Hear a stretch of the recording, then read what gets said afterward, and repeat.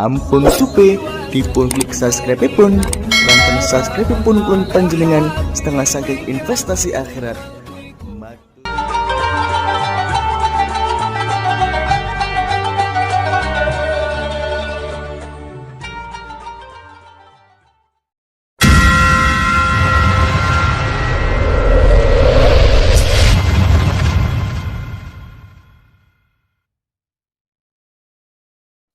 Assalamualaikum warahmatullahi wabarakatuh. Bismillahirrahmanirrahim. Alhamdulillahi rabbil alamin. Wa bihi nasta'inu ala umuri dunya waddin. Wassalatu wassalamu ala ashrafil anbiya'i wal mursalin.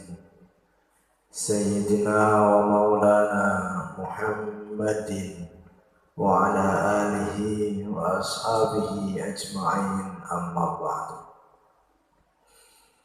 Ma'asyiral muslimin wal muslimat rahimakumullah.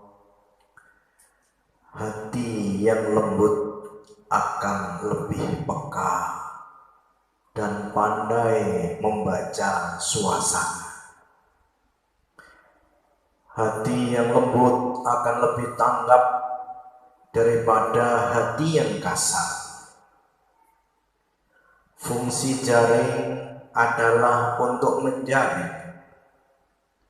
Jaring yang kasar, lubangnya besar, menangkap benda kasar. Jaring yang halus, lubangnya kecil, menangkap benda kecil.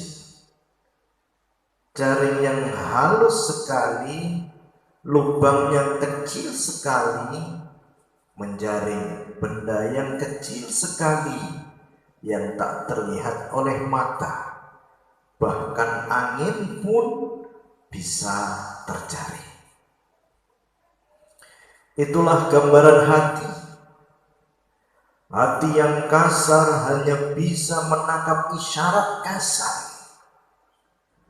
Hati yang halus akan bisa menangkap isyarat halus. Hati yang sangat halus akan bisa menangkap gelombang ilahiyah, menangkap berita langit atau berita ilahi. Hati hamba yang jiwanya halus akan bisa menangkap berita ilahiyah dan menyampaikannya pada umat demi kebahagiaan dan keselamatan umat. Allah itu maha bicara, Allah itu maha mendengar apapun yang diucapkan hambanya, ucapan di bibir ataupun ucapan di hati, Allah maha mendengar. Ketika hatimu merasa puas dan syukur dengan nikmatnya Allah, Allah tahu dan Allah akan menambahnya. Ketika hatimu merasa kurang atas limpahan nikmat dari Allah, Allah juga tahu dan Allah mengurangi nikmatnya. La in syakartum la azidannakum wa la in kafartum inna adzabi lasyadid.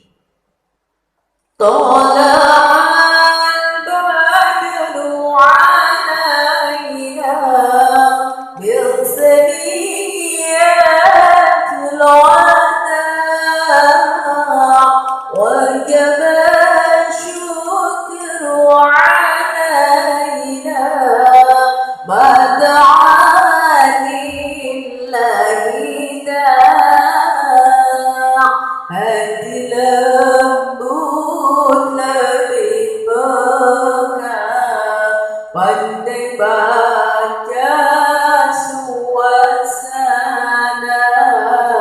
hati lembut lebih peka. Pandai baca suasana, Allah Maha berbicara, menjawab doa.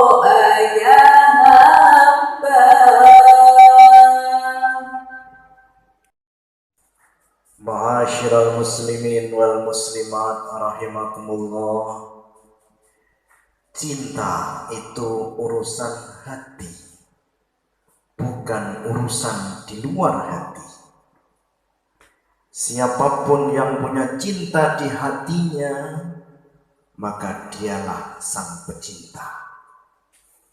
Siapapun yang punya rindu di hatinya, maka dialah sang perindu. Cinta itu urusan hati, bukan urusan kaya dan miskin. Siapapun yang mencintai Allah, maka dialah kekasih Allah. Cinta itu urusan hati, bukan urusan pandai atau bodoh. Siapapun yang rindu pada Allah, maka dialah kekasih Allah. Tidak semua orang miskin itu mencintai Allah. Mungkin dia punya sedikit harta, tapi dimasukkan dalam hatinya. Tidak semua orang kaya itu mencintai Allah. Mungkin hartanya melalaikan hatinya dari mengingat Allah. Tidak peduli kaya atau miskin, kalau seseorang hatinya bersih dari materi dunia, hatinya diisi dengan cinta ilahiyah, maka dia adalah kekasih Allah. Sangat mudah mencari pecinta dunia karena jumlahnya banyak, sangat banyak, bahkan jutaan orang. Tapi sangat sulit sekali mencari orang yang mencintai Allah. Sama sulitnya dengan mencari jarum pada tumpukan jerami, karena jumlahnya sedikit, bahkan sangat sedikit dan sangat sedikit sekali. Ketika Abu Bakar dan Sayyidina Umar mau pergi ke Mekah, Rasulullah Shallallahu Alaihi Wasallam berpesan, wahai Abu Bakar dan Umar, carilah Uwais Al-Qarni, mintalah doa padanya agar Allah mengampuni kalian berdua. Sayyidina Abu Bakar dan Umar kesulitan mencarinya, karena ternyata Uwais Al-Qarni hanyalah orang biasa. Dia seorang pembersih kandang unta. Dia tidak terkenal di antara penduduk bumi ini. Tapi Uwais Al-Qarni adalah kekasih Allah, karena dalam dadanya ada cinta pada Allah. يا حادث رويدا واشد أمام الركب في الركب لي ريب أخذوا معهم قلبي من لي إذا أخذوا لقلبي من لي إذا أخذوا لقلبي. Cinta itu dalam hati, bukanlah di luar hati. Yang punya cinta di hati, sang pecinta yang hakiki balik. Idza akhadu liqalbi balik. Idza akhadu liqalbi.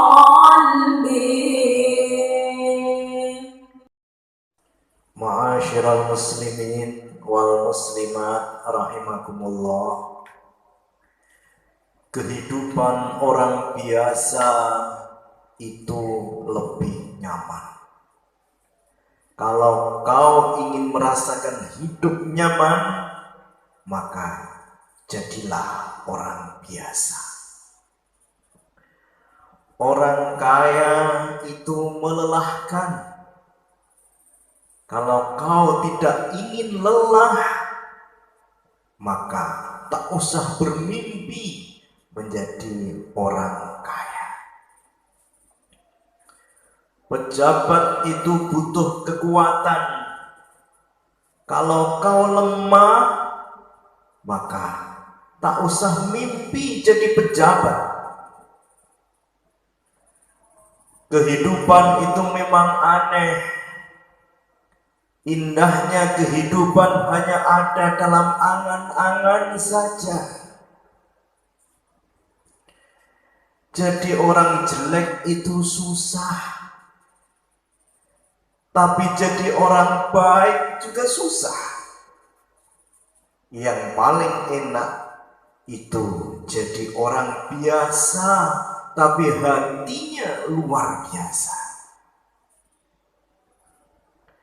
Jadi orang jelek dijauhi orang, dihina orang, dipandang sebelah mata orang.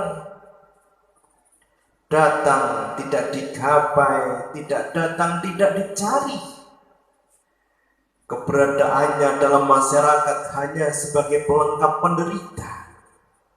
Susahnya bukan main jadi orang jelek. Jadi orang baik juga tidak kalah susahnya. Tiap hari rumahnya didatangi tamu. Tamu minta sumbangan, tamu minta nasihat, atau sekedar minta doa restu.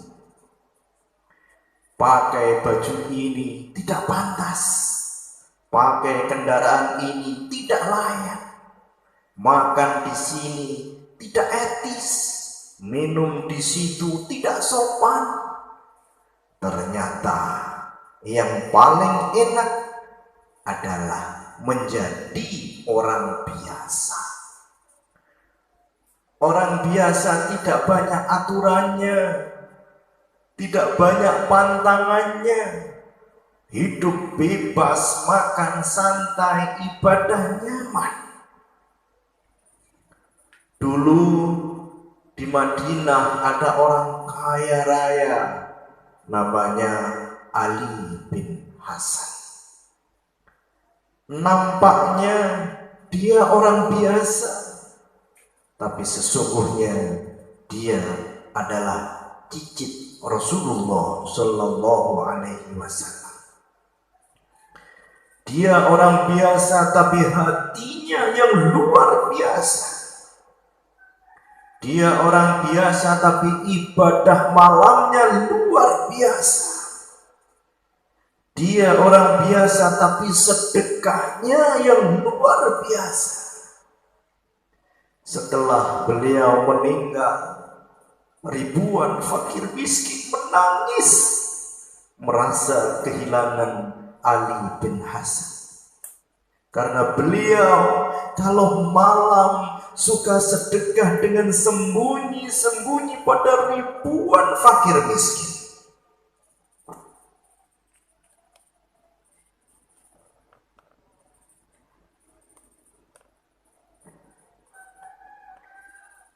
Salatullah, salamullah ala Toha Rasulillah. Salatullah, salamullah ala yasin habibillah. Lawasalla bismillah wa bilhadi Rasulillah wa kulli mujahidin بأهل البدر يا الله بأهل البدر يا Allah. Kehidupan orang biasa lebih nyaman bahagia. Allah, Allah. Kehidupan orang biasa lebih nyaman dan bahagia. Ingin hidup nyaman maka jadilah orang biasa.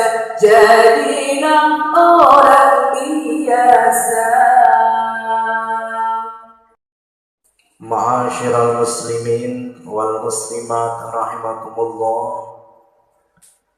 Menanam cinta akan berbuah ribuan cinta. Menanam kasih akan berbuah ribuan kasih. Menanam kasih sayang akan berbuah ribuan kasih sayang. Bila kita mencintai satu orang tulus karena Allah, maka Allah akan datangkan ribuan orang untuk mencintai kita. Bila kita mengasihi satu orang tulus karena Allah, maka Allah akan datangkan ribuan orang yang mengasihi kita. Bila kita menyayangi satu orang tulus karena Allah, maka Allah akan datangkan ribuan orang yang menyayangi kita. Banyak memberi, maka kau akan banyak menerima. Banyak membahagiakan, maka kau akan banyak dibahagiakan. Banyak memberi, maka makan bersih jiwa kita. Makin banyak sedekah, maka makin tenang jiwa kita. Makin banyak melayani, maka makin bahagia hidup kita. Jangan menyakiti orang agar kau tidak disakiti. Jangan merepotkan orang agar kau tidak direpotkan. Orang tua yang sayang pada putra-putranya, hari tuanya akan bahagia, penuh perhatian dan berlimpah kasih sayang dari anak-anaknya. Allah akan menundukkan hati anak-anaknya agar sayang pada orang tuanya. Itu janji Allah. Berlaku sebaliknya, orang tua yang tidak peduli pada anak-anaknya, suka cari enaknya sendiri, maka hari tuanya akan menderita. Mereka kurang perhatian dan kurang kasih sayang. Bahkan ada yang menitipkan orang tuanya di panti jompo. يا خالق الأكوان باللطف عامل لي، يا خالق الأكوان باللطف عامل لي، من لي عملي يرضيك أنت الغني عني، من لي عملي يرضيك أنت الغني عني، يا خالق الأكوان يا خالق الأكوان يا خالق الأكوان. Dalam cinta berbuah ribuan cinta, dalam kasih ribuan kasih buahnya, ya khaliqal akwan ya khaliqal akwan ya khaliqal akwan. Ma'asyiral muslimin wal muslimat rahimakumullah. Bila dirimu istimewa, kau akan diistimewakan oleh Allah. Bila amalmu istimewa, kau akan diistimewakan oleh Allah. Yakinlah itu. Allah mengistimewakan seseorang, Allah mengistimewakan tempat, Allah mengistimewakan sesuatu. Allah mengistimewakan kota Mekah dan kota Madinah. Allah mengistimewakan 3 masjid, Masjidil Haram, Masjid Nabawi, dan Masjid Al-Aqsa. Sholat di Al-Aqsa pahalanya 500 kali. Sholat di Masjid An-Nabawi pahalanya 1000 kali. Sholat di Masjidil Haram pahalanya 100.000 kali. Allah mengistimewakan Nabi Ibrahim dan Nabi Muhammad sallallahu alaihi wasallam. Allah mengistimewakan para ulul azmi. Allah mengistimewakan para kekasihnya. Allah mengistimewakan keluarga Nabi Lut dari azab. Allah akan memberikan sesuatu yang luar biasa pada orang yang punya keistimewaan luar biasa. Allah akan mengistimewakan orang yang sedikit makan, sedikit tidur, dan sedikit bicara. Allah akan mengistimewakan orang biasa tapi hatinya luar biasa. Allah mengistimewakan orang biasa tapi sedekahnya luar biasa. Allah mengistimewakan orang biasa tapi ibadah malamnya luar biasa. Allah mengistimewakan orang yang istiqomah dalam sedekah, istiqomah dalam tahajud, istiqomah dalam sholat malam, istiqomah dalam berzikir, dan beristiqomah dalam membaca Al-Quran. Allah mengistimewakan orang yang suka berkhidmah atau melayani. Di saat bencana tanah longsor di Majalengka, ada rumah kiai dan masjidnya yang tidak longsor. Di saat bencana tsunami Pangandaran, ada masjid kecil pinggir pantai yang tidak terkena gelombang tsunami. Luar biasa, diistimewakan oleh Allah Subhanahu wa Ta'ala. Maulaya salli wa sallim daiman abada ala habibika khairil khalqi kullihim huwal habibul ladzi turja syafa'atuhu likulli hawlin minal awwali muqtahimi bila dirimu istimewakan, diistimewakan Allah yang maha rahman. Bila amalmu istimewa kau akan sungguh-sungguh diistimewakan Tuhan. Ma'asyiral muslimin wal muslimat rahimakumullah. Ada sebuah kisah yang menarik yang diriwayatkan dari Imam Al-Baihaqi. Ada seorang tua yang bernama Al-Hakim Ibnu Abdillah. Di wajahnya ada luka yang membusuk. Ia telah mencoba mengobatinya dengan berbagai macam obat.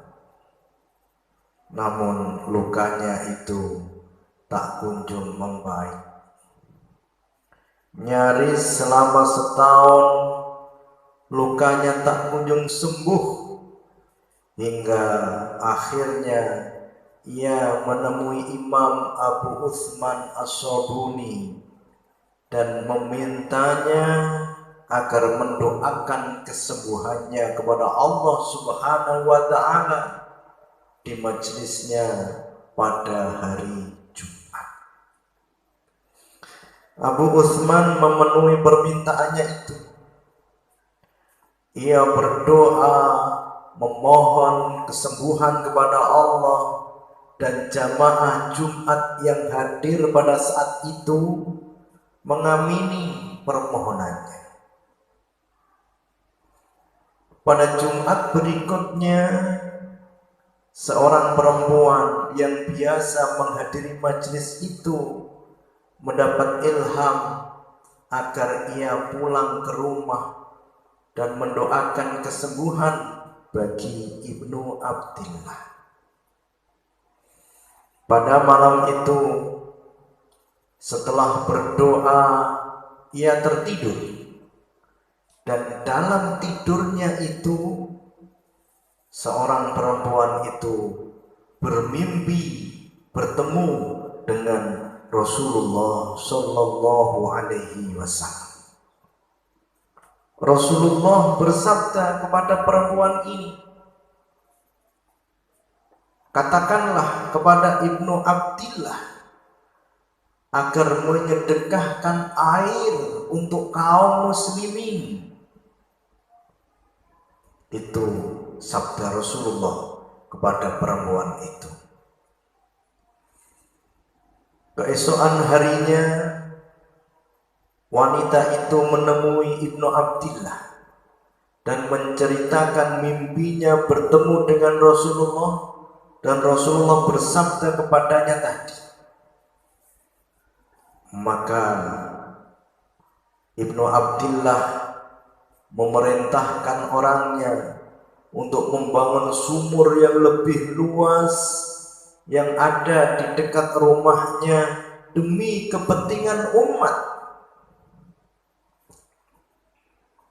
Usai membangun sumur itu, ia meminta orang-orang untuk mengalirkan airnya, seraya melemparkan sebongkah es ke dalamnya. Orang-orang pun mulai memanfaatkan sumur itu untuk keperluan mereka. Selang seminggu, luka di wajah Ibnu Abdillah mulai membaik, hingga akhirnya luka bernanah itu sepenuhnya sembuh dan wajahnya kembali seperti sedia kala, bahkan lebih baik lagi. Ibnu Abdillah masih hidup beberapa tahun setelah peristiwa itu. Subhanallah. مولاي صل وسلم دائما أبدا على حبيبك خير الخلق كلهم. هو الحبيب الذي ترجى شفاعته لكل هول من الأهوال مقتحم. يا ربي بالمصطفى بلغ مقاصدنا واغفر لنا ما مضى يا واسع الكرم. Wassalamualaikum warahmatullahi wabarakatuh.